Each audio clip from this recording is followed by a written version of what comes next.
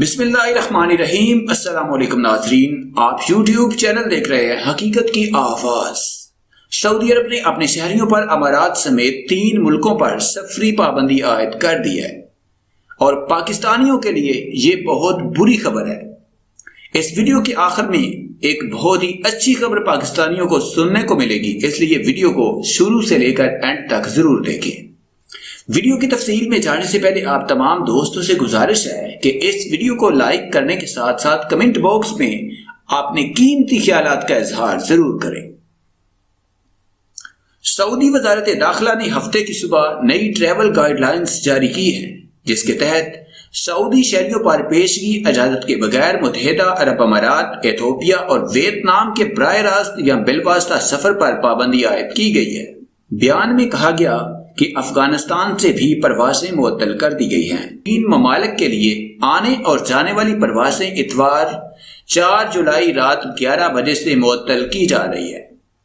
وزارت داخلہ نے کہا ہے کہ یہ فیصلہ کرونا وائرس کے بڑھتے ہوئے کیسز اور وائرس کی بدلتی شکل کے باعث کیا گیا ہے۔ بیان میں کہا گیا ہے کہ اس تاریخ کے بعد تینوں ممالک سے آنے والے تمام مسافروں پر قرنطینہ کی پابندی لاگو ہوگی۔ سعودی شہریوں پر بھی قرنطینہ کی پابندی ہے۔ وہ سعودی شہری جو اس تاریخ سے پہلے واپسی کا ارادہ رکھتے ہیں انہیں قرنطینہ کی ضرورت نہیں ہوگی۔ بیان میں کہا گیا کہ افغانستان سے بھی پروازیں معطل کر دی گئی ہیں۔ یہ پابندی ان غیر ملکیوں پر نہیں ہے جو ان 3 ملکوں میں گئے یا ایسے کسی ملک میں گئے جہاں سفری پابندی عائد ہے، لیکن سعودی عرب کے سفر سے 14 دن پہلے وہاں سے نکل چکے ہیں۔ جبکہ دوسری طرف سفیر پاکستان بلال اکبر نے خیال ظاہر کیا ہے کہ سعودی عرب میں چینی ویکسین سائنو فارم کی حج کے بعد منظوری دیے جانے کا امکان ہے، جبکہ PIA کی فلائٹس کی بحالی بھی اس ماہ متوقع ہے۔ سفیر پاکستان نے جمعرات کو سفارت خانہ ریاض میں کمیونٹی کے ساتھ فیس بک لائیو سیشن کیا، جس میں انہوں نے سفارت خانہ کی کارکردگی سے آگاہ کرنے کے ساتھ سوالات کے جواب بھی دیے۔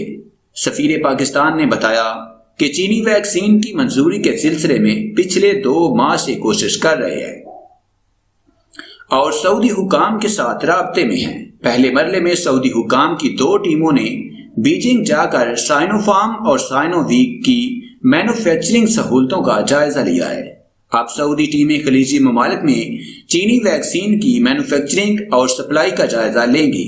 انہوں نے بتایا کہ سعودی عرب میں چینی سفارت خانے کے تعاون سے سعودی حکام اس ہفتے منامہ اور شارجہ میں سائنو فارم اور سائنو ویک کی مینوفیکچرنگ سہولتوں کا جائزہ لینے جا رہے ہیں۔ عالمی ادارہ صحت پہلے ہی ہنگامی بنیادوں پر چینی ویکسین کی منظوری دے چکا ہے۔